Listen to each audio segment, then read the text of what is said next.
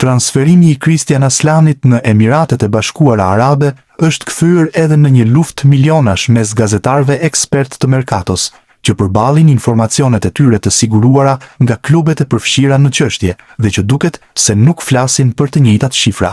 Fillimisht ishte Fabrizio Romano, ai i cili postoi shifrat për transferimin e Aslanit.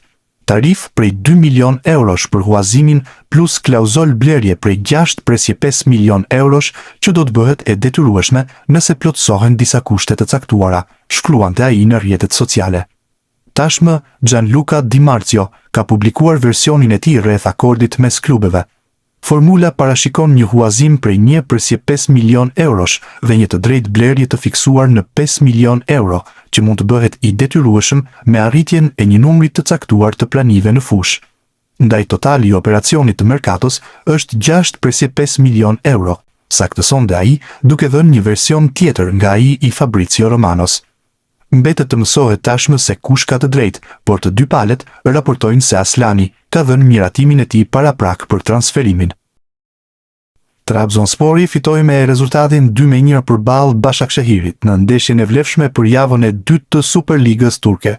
Protagonist në këtë sukses të klubit nga Trabzoni ishte dhe sulmuesi i kombëtares shqiptare Ernest Muçi, i cili shërbeu për golin e dytë dhe atë më të rëndësishmin drejt Mohamed Salah në minutën e 48.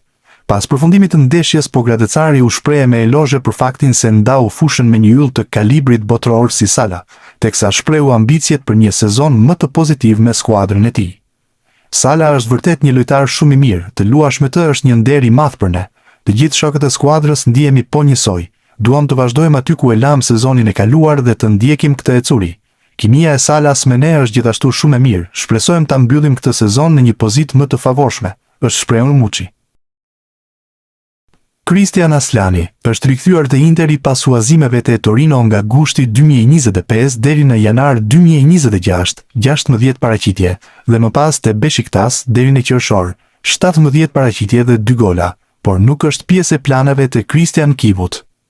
Qëllimi i menaxhmentit të zikaltërve është i gjejë një skuadër të re para se të mbyllet merkatoja e verës. Opsioni i Monzos u la minjer, por tani po hapet një transferim jashtë Italisë. Sipas tashëthemeve të fundit, Al Jazeera po ndjek me sfushorin e lindur në vitin 2002 dhe thuhet se ka filluar tashmë diskutimet me Interin në lidhje me huazimin e lojtarit të kombëtarës. Nga ana tyre, zikalferit po kërkojnë një transferim të përhershëm. Aslani vlerësohet rreth 10-12 milion euro. Zhvillimet mëtejshme priten në orët në vijim. Për Gabriel Kulën, e diela ishte një ditë e veçantë. Talenti i Shqipërisë u aktivizua në pjesën e dytë në humbjen e Sassuolos në transfert përballë Atalantas, sfidë e përfunduar me rezultatin 1-2 për javën e parë të kampionatit në Serie A. 18 vjeçari u fut në fushën e lojës në minutën e 88 pasi i mori vendin Kjaron Bojan. Kaq minuta kanë mjaftuar që Kulla të ngjisë dhe shkallët e vlerësimit, pasi Transfermarkt me përditësimin e fundit e peshon kartonin e tij në 1.4 milion euro. Gabriel Kulla konsiderohet lojtar premtues për kombëtaren, ku me moshat 19 është aktivizuar në 10 ndeshje dhe ka shënuar 6 gola. Sivasspor është duke fituar përballë Manisas ndeshje e vlefshme për javën e 3 të ligës së dytë turke, me pjesën e parë që është mbyllur me rezultatin 2-1. Të dy golat janë shënuar nga sulmuesi i Shqipërisë Rej Manaj. Të parin lushnjari e shënoi në minutën e 17, ndërsa 20 minuta më vonë ka gjetur dhe të dytin fal një 11 metërshi. Moment pozitiv ky për shqiptarin i cili e ka nisur zjarr sezonin e ri, ndërsa e ardhmja vjon të jetë ende e paqartë, ku ekzistojnë edhe interesime nga klubet në Turqi.